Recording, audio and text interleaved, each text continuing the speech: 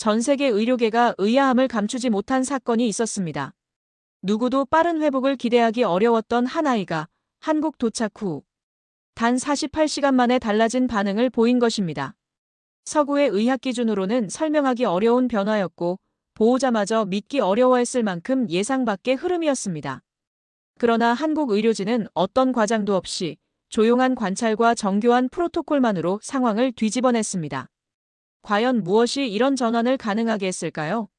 이제 그 놀라운 여정을 함께 들여다보겠습니다. 그 이야기를 지금 시작하겠습니다. 감동지구 가족 여러분, 안녕하세요.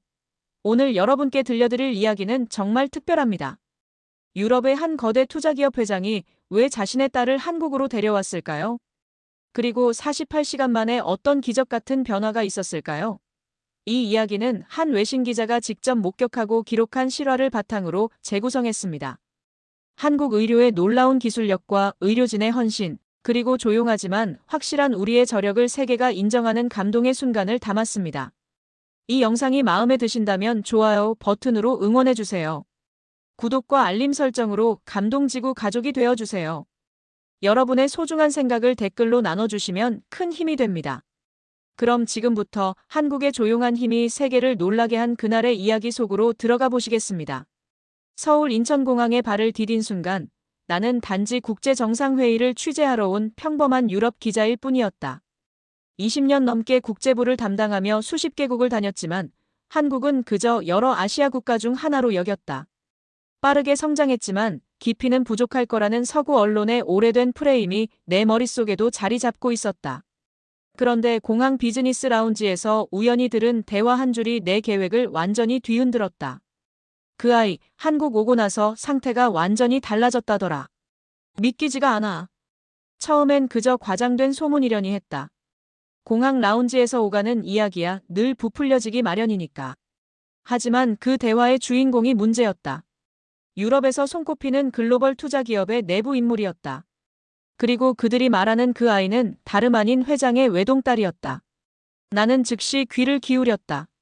대화 속에는 더 놀라운 정보가 숨어 있었다. 그 가족이 한국 의료진을 신뢰하지 못해 유럽의 전문 의료팀을 통째로 동행시켰다는 것이다. 수백억 원대 배터리 사업 투자를 눈앞에 둔 중요한 시점에 회장이 갑자기 일정을 조정하고 서울로 향한 이유가 바로 딸의 치료 때문이었다. 의심이 생긴 건 그들의 움직임이 너무나 조용했기 때문이다. 대외적으로는 일정 조정이라고만 발표됐지만 실상은 달랐다. 아이의 병명은 복합 면역 재생 지연 증후군, 유럽에서도 치명률이 극도로 높은 희귀 질환이다. 발병 원인조차 명확히 밝혀지지 않았고 회복은 통상 수개월에서 수년이 걸린다. 그런데 48시간 만에 변화가 있다는 말은 의학 상식으로는 도저히 이해할 수 없는 이야기였다. 나는 즉시 동료 기자들에게 확인을 요청했다. 그리고 놀라운 사실을 알게 됐다. 그 가족은 파리, 런던, 취리히의 최고 병원들을 모두 거쳤지만 결과는 암담했다. 최선을 다하겠지만 장담할 수 없다는 말만 반복해서 들었다고 한다. 유럽 최고의 의료 시스템도 손을 들었다는 뜻이었다. 그런데 왜 한국이었을까?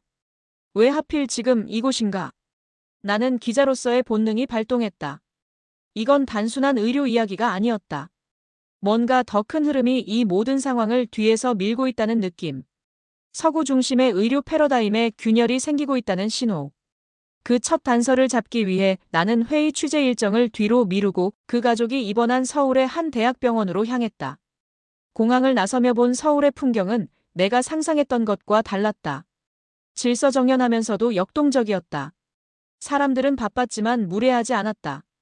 건물들은 현대적이었지만 어딘가 조화를 잃지 않았다. 이 나라에는 분명 표면 아래 숨겨진 무언가가 있었다. 병원 정문 앞에 섰을 때 나는 문득 깨달았다. 내가 지금 목격하려는 것은 단지 한 아이의 회복 과정이 아닐지도 모른다. 어쩌면 이것은 세계 의료 지형이 바뀌는 역사적 순간의 시작일지도 모른다는 예감이 들었다. 병원 로비에 들어섰을 때 가장 먼저 느낀 건 정돈된 고요함이었다. 유럽의 대형 병원들이 웅장하고 위험 있는 분위기를 풍긴다면 이곳은 달랐다. 과시하지 않으면서도 모든 것이 제자리에 있었다.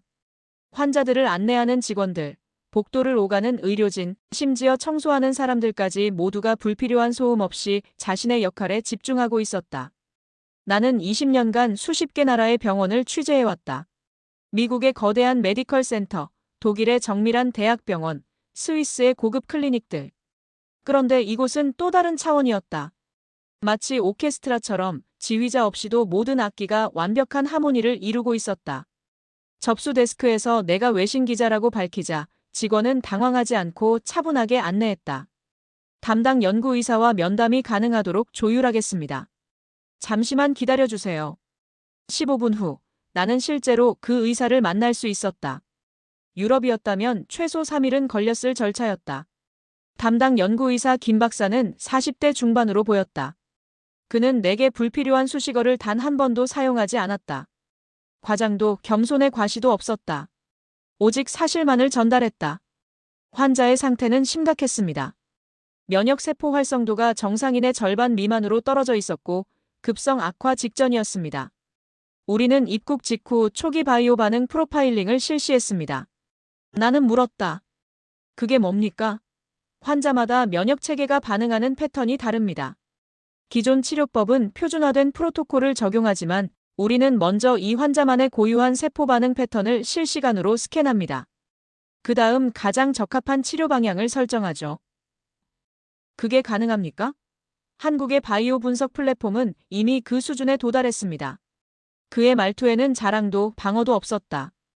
그저 당연한 사실을 설명하는 것처럼 들렸다. 그런데 그 담담함이 오히려 더 강렬하게 다가왔다. 이어진 말이 내 머릿속에 깊이 박혔다. 우리는 단기 성과보다 방향의 정확성이 더 중요하다고 생각합니다. 빠른 결과가 중요한 게 아닙니다. 올바른 방향으로 가고 있는지가 핵심이죠. 그 순간 나는 이상한 전율을 느꼈다.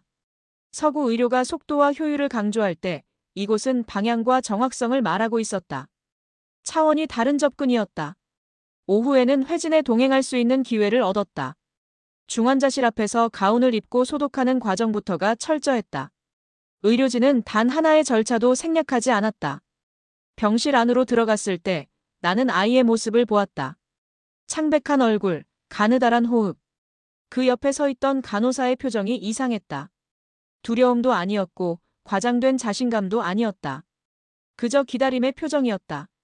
마치 봄을 기다리는 농부처럼 결과가 나올 때까지 불안을 억누르면서도 동시에 모든 책임을 끌어안고 있는 사람의 얼굴. 유럽에서는 보기 힘든 태도였다. 서구의 의료진은 전문성을 강조하며 일정한 거리를 유지한다. 하지만 이곳의 간호사는 달랐다. 그녀는 환자를 단지 케이스가 아닌 진짜 살아 숨쉬는 생명으로 대하고 있었다. 회진이 끝난 후 나는 김 박사에게 물었다. 48시간 만에 변화라는 건 정말입니까? 그는 잠시 침묵했다가 답했다. 아직 단정하기 이릅니다. 하지만 변화의 시작은 확실히 관찰되고 있습니다. 나는 그날 병원을 나서며 이상한 확신을 품게 됐다. 이 조용한 태도, 과시하지 않는 자신감, 환자를 향한 깊은 책임감, 이 모든 것이 나중에 큰 흐름을 만들어낼 것이라는 예감. 이 작은 단서들이 결국 거대한 이야기로 확장될 것이라는 직감이 들었다.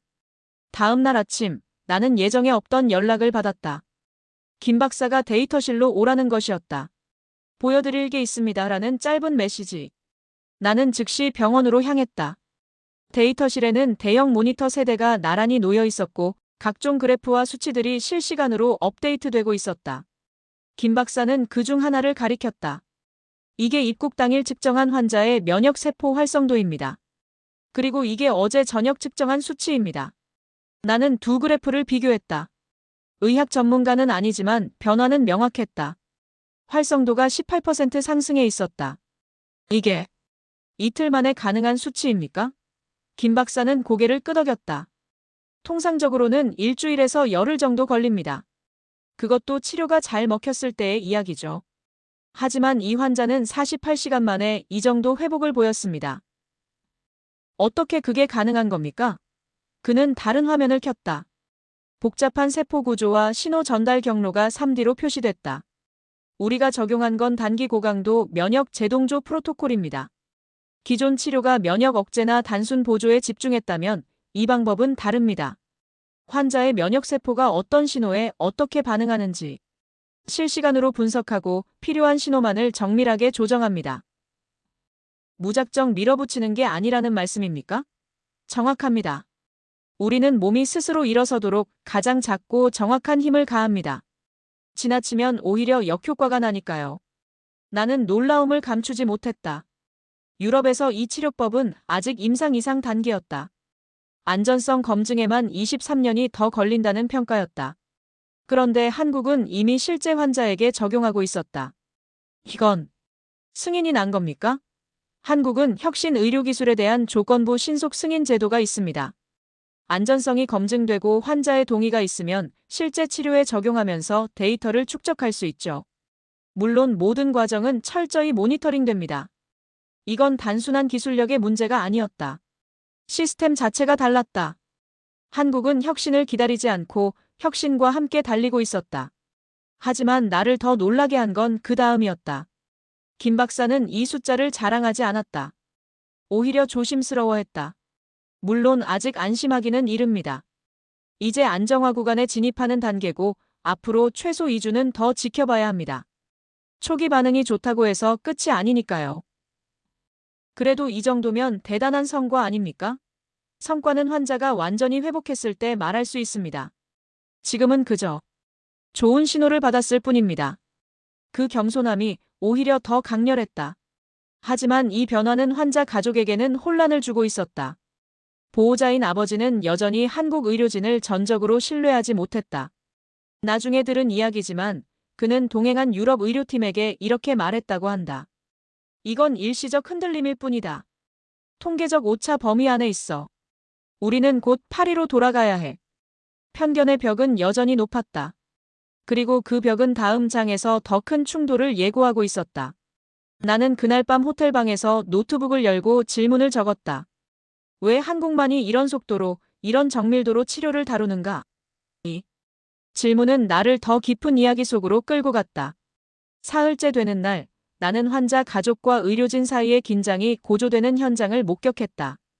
회의실에서 열린 비공식 면담이었다. 한쪽에는 김 박사와 연구팀, 다른 한쪽에는 보호자와 함께 온 유럽 의료자문단이 마주 앉았다. 유럽팀의 수석 의사가 먼저 입을 열었다. 우리는 이 수치 변화를 신뢰할 수 없습니다. 18% 상승이라는 건 통계적으로 유의미하지만 48시간이라는 시간은 의학적 상식에 맞지 않습니다. 그렇다면 무엇이 문제라고 보십니까? 김 박사가 차분히 물었다. 측정 오류일 가능성이 높습니다. 혹은 일시적 반등. 이런 희귀 질환은 짧은 호전 후 급격히 악화되는 경우가 많습니다. 보호자가 거들었다. 우리는 한국에서 더 이상 시간을 낭비할 수 없습니다. 파리로 돌아가 제대로 된 치료를 받겠습니다. 그 말에는 명확한 메시지가 담겨 있었다. 제대로 된 치료란 곧 서구의 치료를 의미했다. 한국의 치료는 제대로 되지 않은 것이라는 전제. 이건 단순한 개인의 판단이 아니었다. 수십 년간 쌓여온 서구 중심주의, 의학계의 위계, 언론이 반복해온 프레임. 한국은 빠르지만 깊지 않다. 아시아 의료는 서구의 모방일 뿐. 그 모든 편견이 이 순간 하나의 악역으로 작동하고 있었다. 하지만 김 박사는 감정적으로 대응하지 않았다. 그는 노트북을 열고 화면을 공유했다. 이게 환자의 세포 반응 패턴입니다. 입국 당일과 현재를 비교한 데이터죠. 화면에는 복잡한 곡선 그래프가 나타났다. 두 개의 선이 겹쳐 있었는데 하나는 불규칙하게 흔들리고 있었고 다른 하나는 점차 안정적인 패턴을 보이고 있었다. 이 흔들림이 입국 당일입니다. 면역세포가 어디로 가야 할지 방향을 잃고 있습니다. 그리고 이게 현재 상태입니다. 세포들이 특정 목표를 향해 정렬되기 시작했습니다. 유럽 의사가 반박했다. 그건 외부 자극에 의한 일시적 반응일 수 있습니다. 아닙니다. 김 박사가 그래프의 특정 구간을 확대했다. 여기를 보십시오. 이 지점에서 세포 신호 전달이 자발적으로 활성화됩니다. 외부 자극이 아닌 세포 내부에서 스스로 시작된 신호입니다. 그게 가능합니까? 바로 이 신호가 나타날 때 우리는 환자가 살 수 있는 구간에 진입했다고 판단합니다. 회의실에 침묵이 흘렀다. 유럽팀도 그 데이터의 의미를 이해하기 시작한 것 같았다. 하지만 보호자는 여전히 고개를 저었다. 저는 믿을 수 없습니다. 제 딸의 생명을 실험 대상으로 삼을 수는 없어요. 그 말에 김 박사는 잠시 침묵했다. 그리고 조용히 답했다. 저도 아이가 둘 있습니다. 만약 제 아이라면 저는 같은 선택을 했을 겁니다. 그 말은 무거웠다. 변명도 설득도 아닌 진심이었다. 하지만 갈등은 여전히 해소되지 않았다. 보호자는 회의를 끝내고 방을 나갔다. 나는 그 뒷모습에서 두려움과 불신이 뒤섞인 감정을 읽을 수 있었다. 복도에서 김 박사에게 물었다. 어떻게 될 것 같습니까? 그는 창밖을 바라보며 답했다. 저는 데이터를 믿습니다. 그리고 환자의 몸이 보내는 신호를 믿습니다. 나머지는 시간이 증명할 겁니다. 나는 그날 한국 의료진의 조용한 확신을 다시 한번 느꼈다. 그들은 싸우지 않았다. 증명하지도 않았다. 그저 자신들이 옳다고 믿는 길을 묵묵히 걸어갈 뿐이었다. 그리고 그 태도가 결국 가장 강력한 무기가 될 것이라는 예감이 들었다. 닷새째, 폭풍이 몰아쳤다. 아침 회진 중 보호자는 갑자기 선언했다. 오늘 당장 퇴원 절차를 밟겠습니다. 내일 파리행 전용기를 예약했습니다. 간호사들이 당황했고 김 박사가 급히 달려왔다. 하지만 보호자의 결심은 확고해 보였다. 더 이상 기다릴 수 없습니다. 제 딸의 상태는 호전되지 않고 있어요. 데이터는 분명히 회복을 보여주고 있습니다. 김 박사가 말했다. 데이터요? 숫자 노름이 아니라 제 딸의 생명입니다. 그 순간 김 박사는 노트북을 꺼냈다. 그리고 화면을 보호자 앞에 펼쳤다. 나도 옆에서 볼 수 있었다. 입국 직후부터 지금까지의 모든 면역 반응 패턴이 시간 순서대로 정렬되어 있었다. 이게 처음입니다.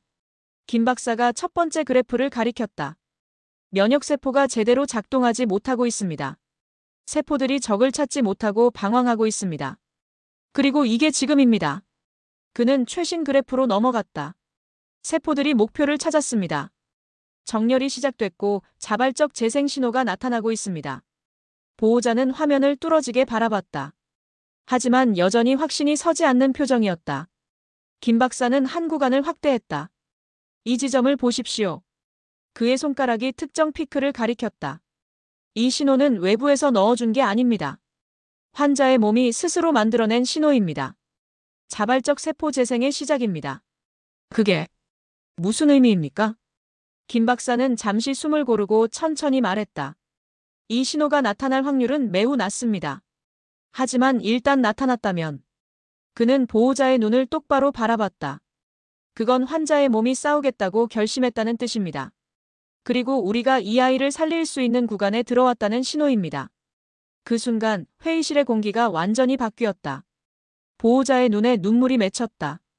동행한 유럽 의사들도 화면을 다시 들여다봤다. 침묵이 길게 이어졌다. 나는 그 자리에서 기자라는 정체성을 잊었다.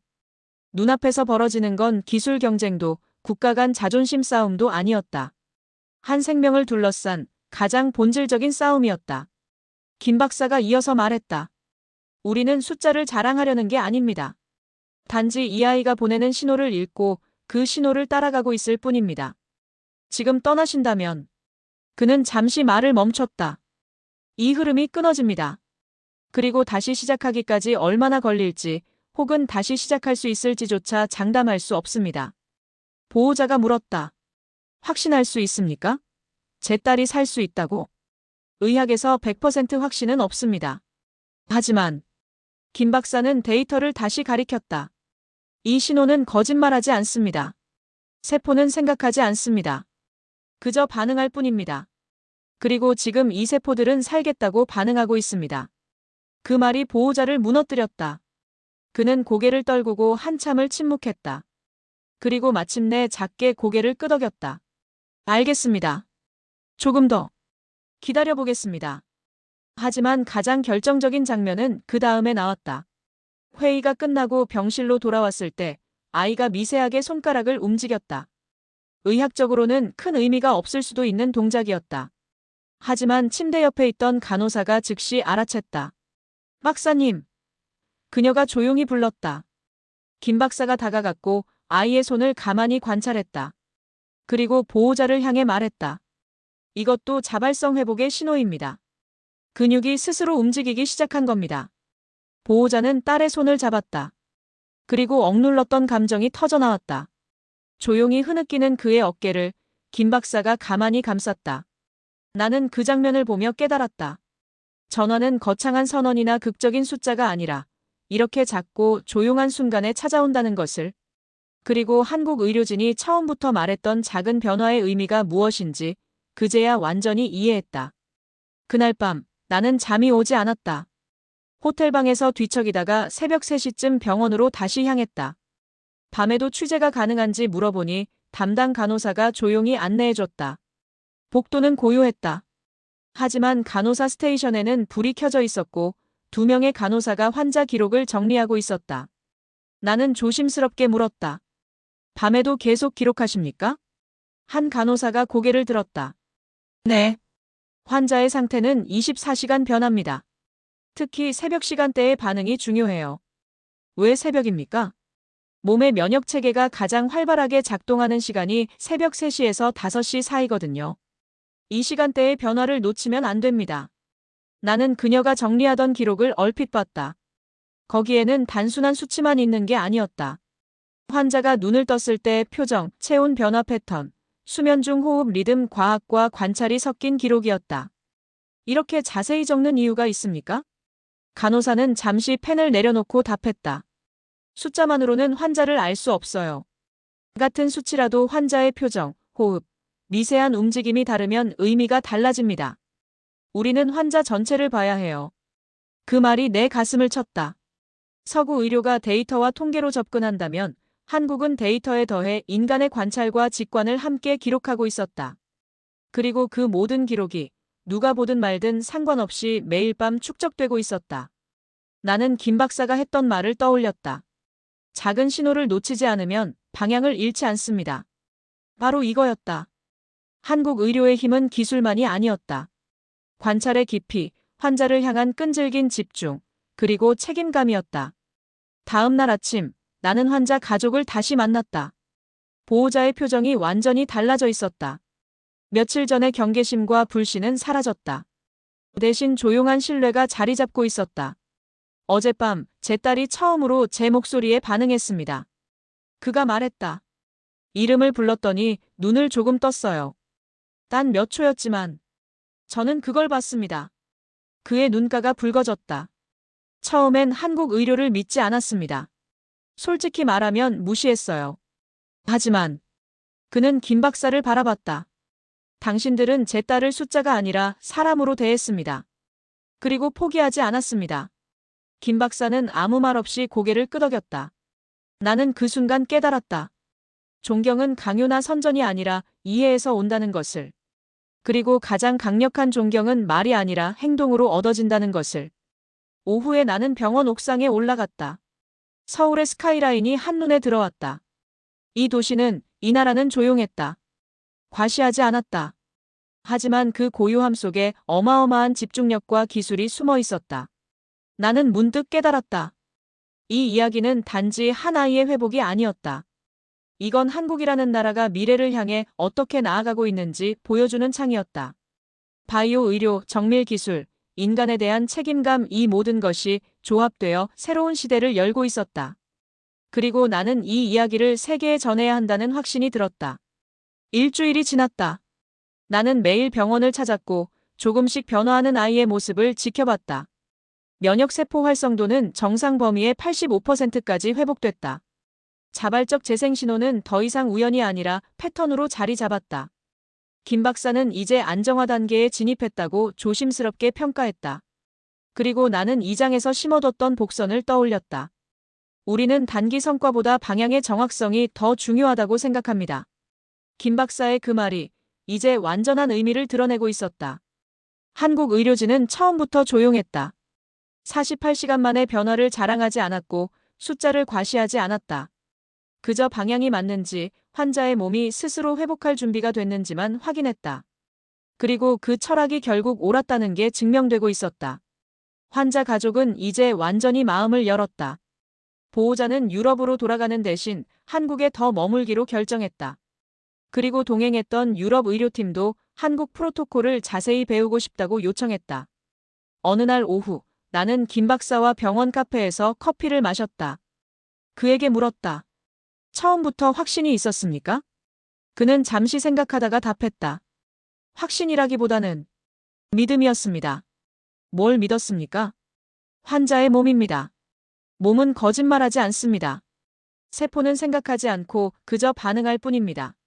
우리는 그 반응을 읽고 방향을 맞춰주기만 하면 됩니다. 나머지는 환자 스스로 해냅니다. 그게 한국 의료의 철학입니까? 철학이라기보다는 그는 웃었다. 우리 문화 같은 겁니다. 한국 사람들은 다시 처음부터 하는 걸 두려워하지 않습니다. 방향이 틀렸으면 처음으로 돌아가서 다시 시작합니다. 빠르게 가는 것보다 올바르게 가는 게 더 중요하니까요. 그 말이 내 머릿속에 오래 남았다. 다음 날 병원에서 작은 행사가 열렸다. 환자가 처음으로 침대에서 일어나 몇 걸음을 걷는 순간이었다. 간호사들이 옆에서 조심스럽게 부축했고 보호자는 눈물을 흘렸다. 김 박사는 그 장면을 조용히 지켜봤다. 과장된 감정도 자축도 없었다. 그저 담담하게 마치 당연한 일을 지켜보는 것처럼. 나는 그 순간 깨달았다. 이 조용한 힘이 바로 한국이 가진 진짜 경쟁력이라는 것을. 과시하지 않고 흔들리지 않고 묵묵히 자기 길을 가는 힘.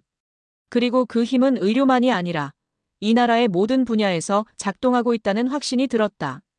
취재 마지막 날, 나는 환자와 가족을 마지막으로 만났다.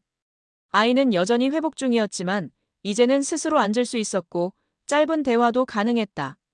창백했던 얼굴에 생기가 돌기 시작했다. 보호자는 내 손을 꼭 잡았다. 이 이야기를 꼭 써주세요. 세상이 알아야 합니다. 한국에서 무슨 일이 벌어지고 있는지. 나는 고개를 끄덕였다. 꼭 그렇게 하겠습니다. 그날 저녁 외신을 통해 놀라운 소식이 전해졌다. 그 투자기업의 회장이 중국 배터리 플랜트 계획을 전면 철회하고 대신 한국의 바이오 생산 기지를 건설하겠다고 발표한 것이다. 투자 규모는 5억 유로. 한화로 약 7천억 원이었다. 기자회견에서 회장은 이렇게 말했다. 저는 한국에서 제 딸의 생명을 되찾았습니다. 그리고 한국이 단순히 제조업 강국이 아니라 미래 바이오 산업의 중심이 될 수 있다는 확신을 얻었습니다. 그 발표는 유럽 전역에 충격을 줬다. 한국, 바이오 허브. 많은 사람들이 의아해했다. 하지만 나는 이미 답을 알고 있었다. 한국은 기술만 가진 게 아니었다. 정밀함, 책임감, 끈기, 그리고 환자를 향한 진심이 모든 것이 조합되어 세계 최고 수준의 의료 시스템을 만들어냈다.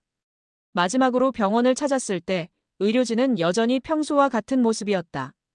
언론의 주목도 기업의 거액 투자 발표도 그들의 일상을 바꾸지 못했다. 그들은 그저 다음 환자를 돌보고 다음 치료를 준비하고 다음 변화를 관찰할 뿐이었다. 김 박사에게 마지막 인사를 하러 갔을 때 그는 이렇게 말했다. 이 이야기를 쓰실 때 한 가지만 기억해 주세요. 우리는 특별한 일을 한 게 아닙니다. 그저 해야 할 일을 했을 뿐입니다. 그 겸손함이 오히려 가장 강렬한 메시지였다. 나는 공항으로 가는 차 안에서 노트북을 열고 기사의 첫 문장을 적었다. 나는 한국에서 미래를 봤다. 그리고 마음속으로 조용히 결심했다. 이 이야기는 단 한 번의 기사로 끝나지 않을 것이다. 나는 한국을 계속 취재할 것이다. 이 조용한 나라가 어떻게 세계를 바꿔가는지 그 과정을 끝까지 기록할 것이다. 본사에 장기 체류 취재 계획서를 제출했다. 그리고 제목을 이렇게 붙였다. 침묵하는 거인 한국이 세계를 바꾸는 방식. 2주 후 유럽 최대 일간지 일면에 내 기사가 실렸다. 반응은 폭발적이었다. 수많은 독자들이 댓글을 남겼다. 한국에 대해 몰랐던 것들, 우리가 놓치고 있던 진실, 존경스럽다. 하지만 나를 가장 감동시킨 건 김 박사에게서 온 짧은 메시지였다. 좋은 기사 감사합니다. 그런데 우리는 여전히 할 일이 많습니다. 다음에 오시면 또 보여드릴 게 있을 겁니다. 나는 미소 지었다. 그리고 마지막 문장을 노트에 적었다. 나는 한국을 다시 쓴다. 그리고 세계는 곧 이 이야기를 믿게 될 것이다. 감동지구 가족 여러분, 이 이야기가 마음에 와닿으셨나요? 한국의 조용하지만 확실한 힘, 세계를 놀라게 하는 우리의 기술과 헌신. 이런 이야기들이 더 많은 분들께 전해져야 한다고 생각합니다. 좋아요로 응원해주세요. 구독으로 감동지구 가족이 되어주세요. 여러분의 생각을 댓글로 나눠주세요. 주변 분들께도 이 이야기를 공유해주세요. 다음에도 더욱 감동적이고 자랑스러운 대한민국의 이야기로 찾아뵙겠습니다. 감사합니다. 오늘도 좋은 하루 되세요.